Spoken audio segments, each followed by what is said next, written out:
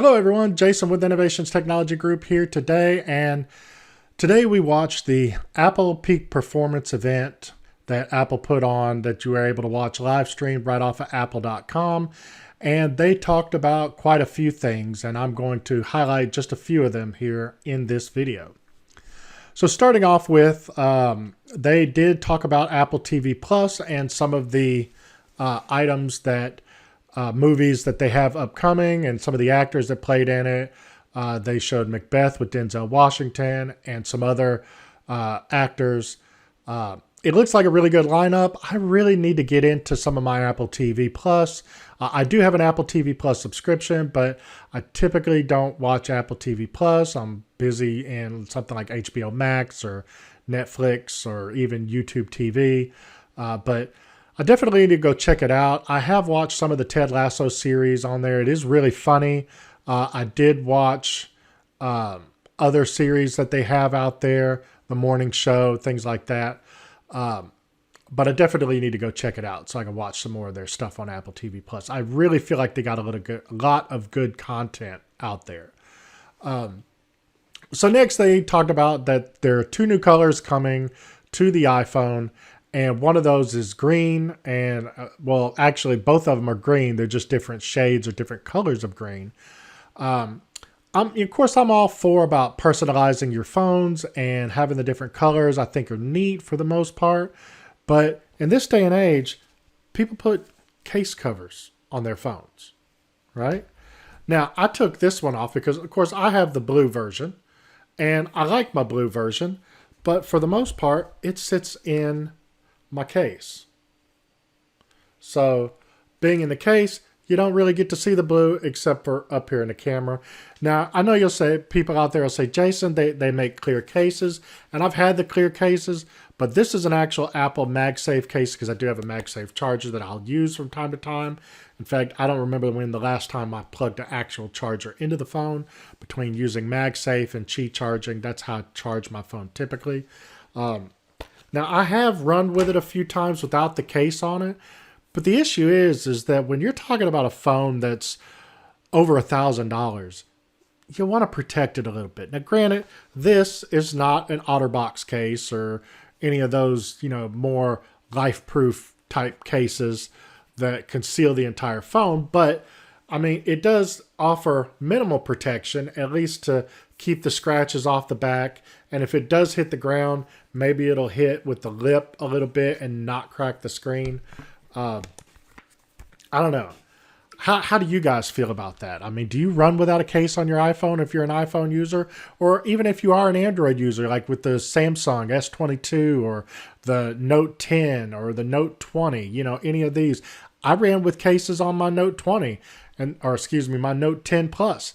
But the moment I took the case off and I was using it for a day or two without the case, I cracked the bottom of it down there. I mean, just hit the ground. Boom! It caused a little crack down there. So I have to say that I do like the feel of the phones without a case on it, but getting a little off topic, that's for another video. But essentially, they come out with a couple of new colors on their iPhones. If you're into green or you like the green colors, definitely go check it out. It's worth taking a look at. Next, they also talked a little bit about the iPad Air. The iPad Air is a great device. Now, I'm more of an iPad Pro user. I have the iPad Pro that came out a couple of years ago, the iPad Pro Max, or just the iPad Pro with a 1 terabyte drive in it, so it has the upgraded memory. 6 gigs instead of 4 gigs of RAM installed in it. And it's still good. I've had it now for, maybe it's 3 years old now. And it still runs everything just buttery smooth as the day I got it. So I haven't seen the need yet to buy another one. And I think in some cases, Apple is talking today about one of their new chips. Let's talk about that for just a second. They're talking about the new M1 Ultra, which is essentially 2 M1 Max chips that are fused together, right? That have a bridge between them that offers really high bandwidth. They said up to 2.5 terabytes a second of bandwidth between the two system on a chip dies. And I think that's a really good idea. But I think Apple, while I appreciate their performance and I love the performance that I get from my iPhones, my iPad, my MacBook Pros, it makes it to where I don't have to upgrade that often. And maybe that's the idea. If you think about it, most people that have PCs, they buy budget-friendly PCs or laptops, and they have to be replaced every couple of years. Whereas my MacBook Pro is from 2018. It's 4 years old, and it still runs everything, like I've said before, buttery smooth. The same with the iPad Pro that I have. It runs buttery smooth. So I don't really have a need to upgrade. Now, with the exception of my own personal MacBook Pro that I have for Innovations Technology Group that I use, that MacBook Pro is has the Intel i7 processor in it, 6 cores with hyper-threading, so 12 actual virtual cores to use.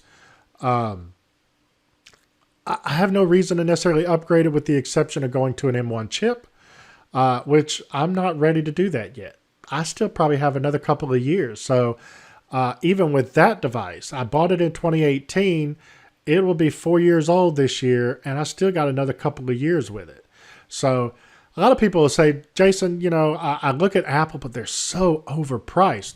Well, that may be. You may consider it to be overpriced, but when you look at the performance that you get with it and all the features that you get with them, they last you a lot longer than just a standard PC would or standard laptop, things like that.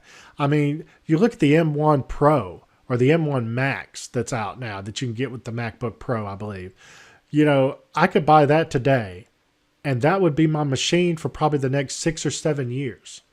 And I'm going to spend a lot of money on it today, but when you factor that year over year, you could say that you're paying about the same as if you had to replace your laptop every 2 to 3 years, only because, it's not keeping up with performance anymore.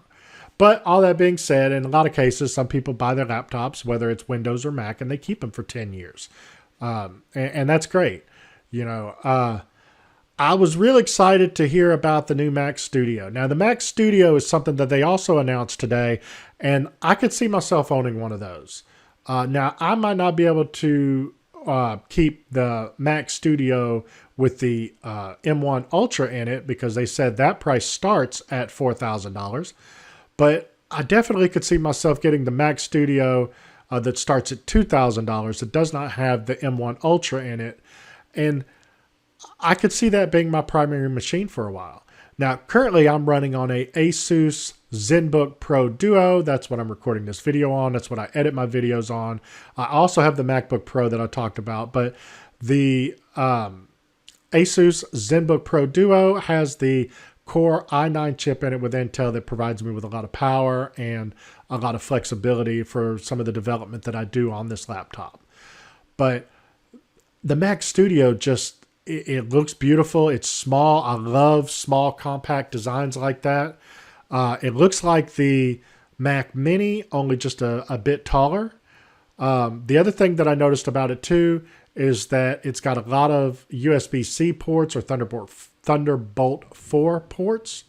I like that kind of connectivity in a machine, whereas on my current laptop, I've got 2 USB-A ports and 1 USB-C port, and that's just not enough connectivity for devices that you take with you, I think. But the Mac Studio is not necessarily a device that you'll take with you, but I could definitely see myself owning one of those.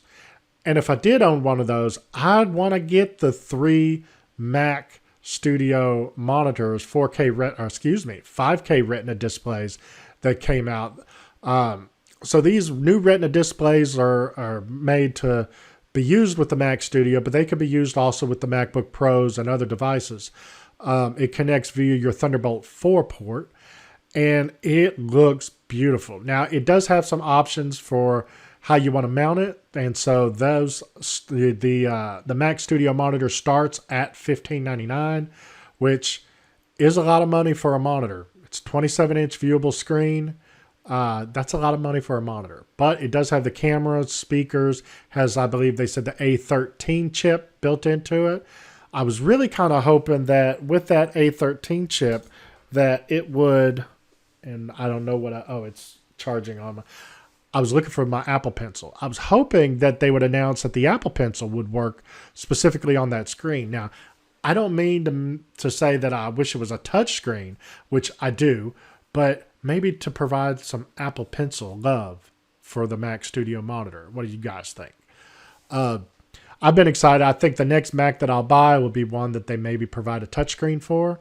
Otherwise, I may just be buying a Mac Mini here in the next couple of years because I don't really take my MacBook Pro with me anywhere. And then with the Mac Mini, I'd be able to get the M1 chip in it. But these are some of the products that were announced today. Again, I love the Mac Studio monitor, the Mac Studio. I thought this is going to be a great addition to the Mac lineup. I also liked what they're doing with the iPad Air, and they're giving it more performance. And let me just say this too, with the Mac Studio and the iPad Air and everything that they talked about today, they did not announce it with Wi-Fi 6E, the new 6 gigahertz Wi-Fi.